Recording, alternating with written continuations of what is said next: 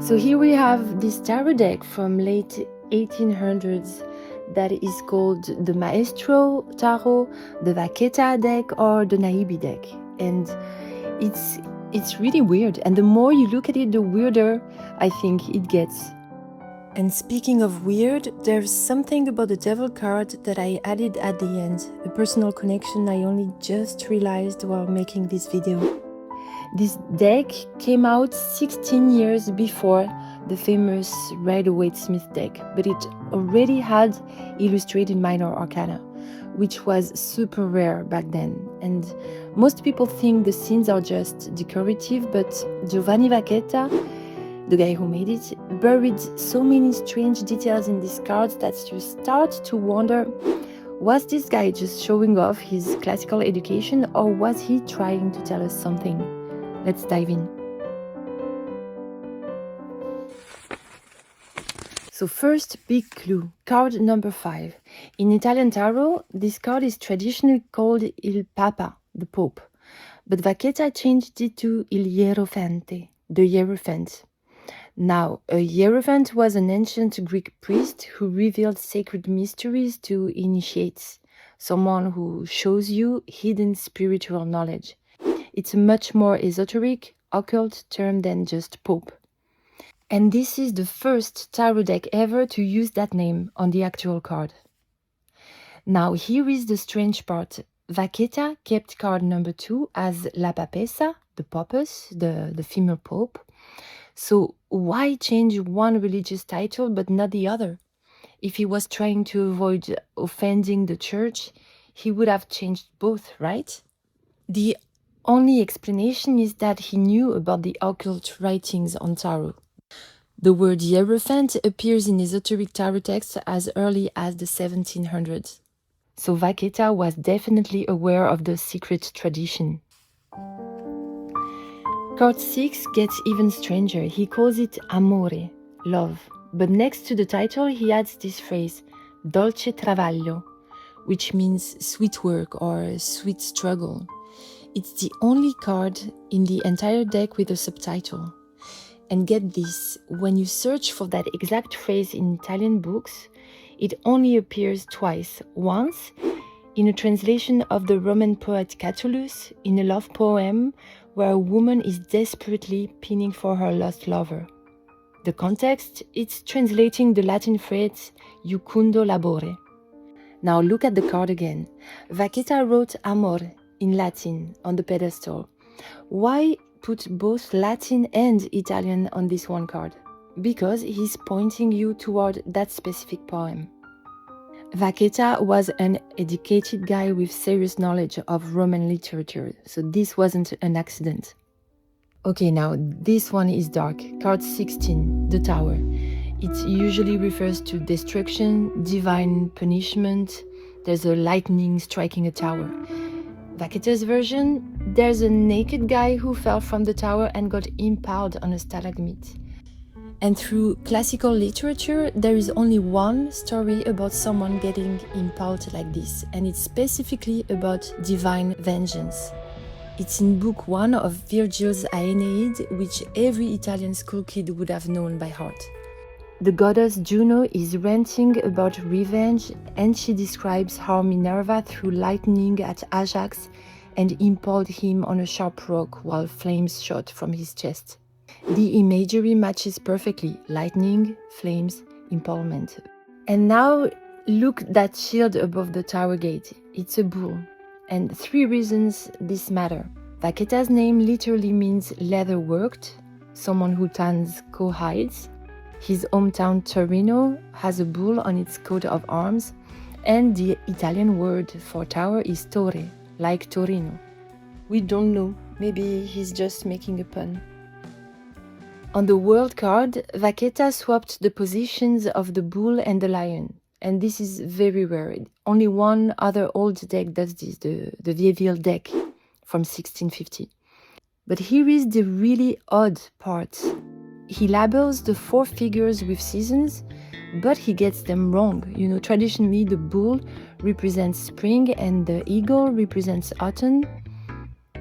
At least that's how the zodiac works. And here Vacchetta is reversing this. Why? Nobody knows.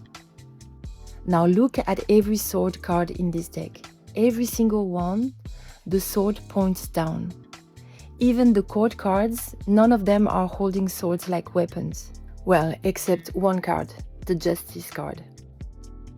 The Two of Swords has this motto, Amo guerra porto pace, which is I love war and I bring peace. This is literally the sword talking.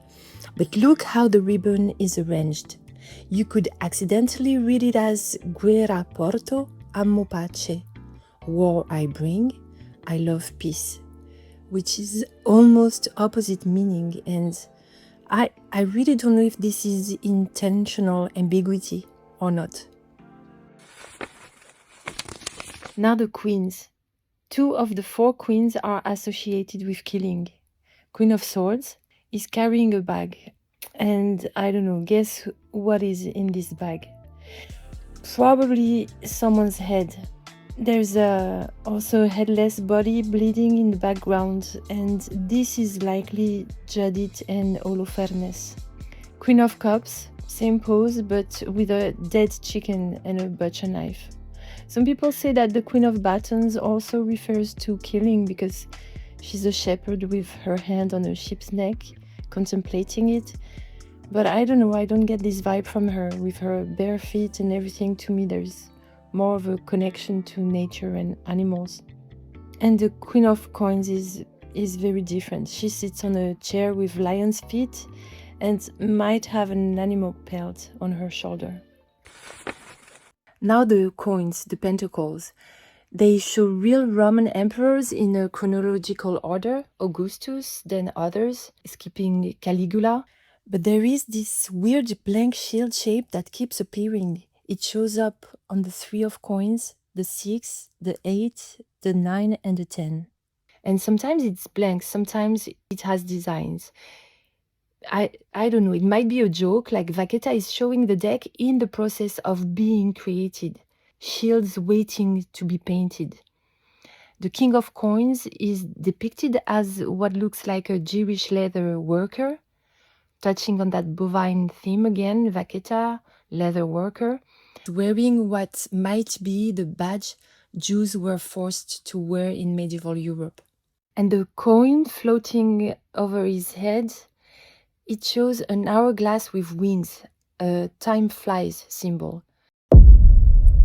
So it's 2 o'clock in the morning. I am wrapping up this video, I'm uploading it to YouTube. And while I'm doing the thumbnail and choosing the best picture, I look again at the devil. And I have an impression of déjà vu with the devil since the beginning, but I cannot put my finger on it. And now it's just clicked. So I really have to add that to the story. 5 years ago, I performed in a theater play about Boris Vian. Boris Vian was playing in the Cabaret de l'Enfer, the Hell's Cabaret in Paris. And look at this.